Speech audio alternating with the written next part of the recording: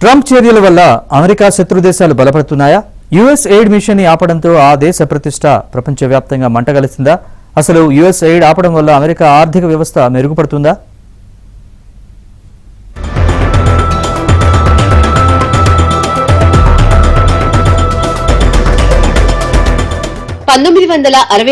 నవంబర్లో అప్పటి అమెరికా అధ్యక్షుడు John F Kennedy US aid ప్రారంభించారు.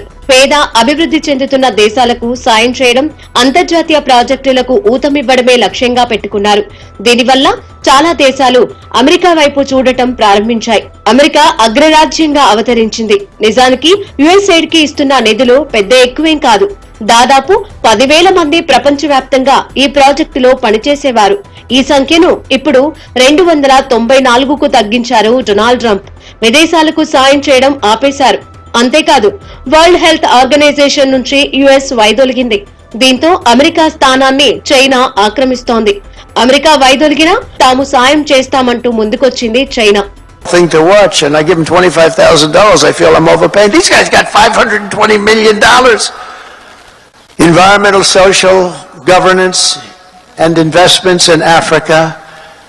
$25 million to promote biodiversity, conservation, and socially responsible behavior in Colombia.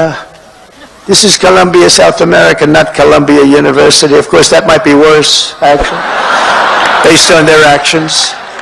$40 million to improve the social and economic inclusion of sedentary migrants. Nobody knows where.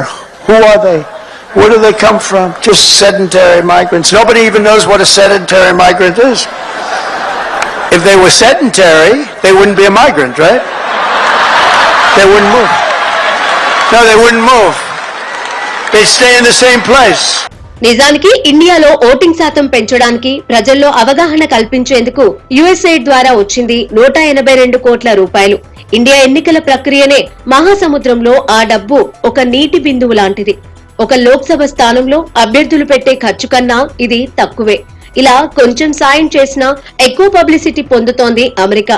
నిజానికి 182 కోట్లతో భారత్ ఎన్నికల ప్రక్రియను ఏమాత్రం ప్రభావితం చేయలేరు.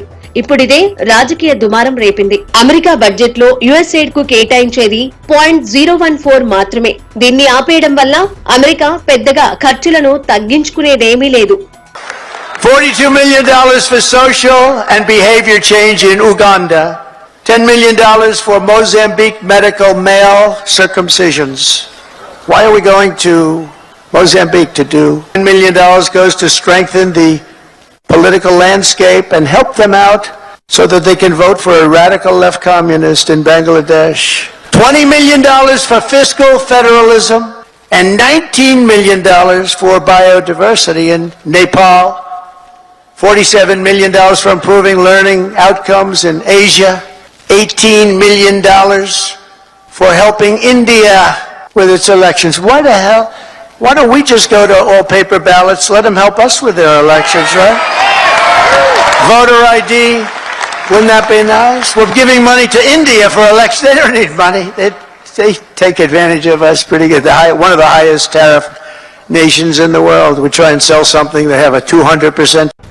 USA ద్వారా గోరంత సాయం చేసి కొండంత ప్రచారం, గౌరవం పొందేది అమెరికా. ఇప్పుడు అది ఆగిపోవడంతో ఆఫ్రికాలోని చాలా పేద దేశాలు చైనా, రష్యా లాంటి దేశాల వైపు చూస్తున్నాయి. యుఎస్ఎయిడ్ ఆగడంతో ఆఫ్రికా ఖండంలో 2 కోట్ల మంది హెచ్ఐవి పేషెంట్లు ట్రీట్మెంట్ కు ఇబ్బంది పడే పరిస్థితి. యుఎస్ఎయిడ్ ఆపడం, అంతర్జాతీయ ఒప్పందాల నుంచి వైదొలగడం చైనాకు లాభసాటిగా మారనుంది. అమెరికా స్టార్ పవర్ కోల్పోతోంది. చైనా, రష్యా ప్రభావం పెరుగుతోంది. కంబోడియాలో మందుపాత్ర నిర్మూలన కార్యక్రమాలకు చైనా $4.4 మిలియన్ల సాయం చేసింది. చైనా, లాటిన్ అమెరికా, ఆఫ్రికా దేశాల్లో చైనా కంపెనీలు భారీ వ్యాపారాలు చేస్తున్నాయి. అన్ని దేశాలకు అప్పులిచ్చే స్థాయికి ఎదిగింది చైనా.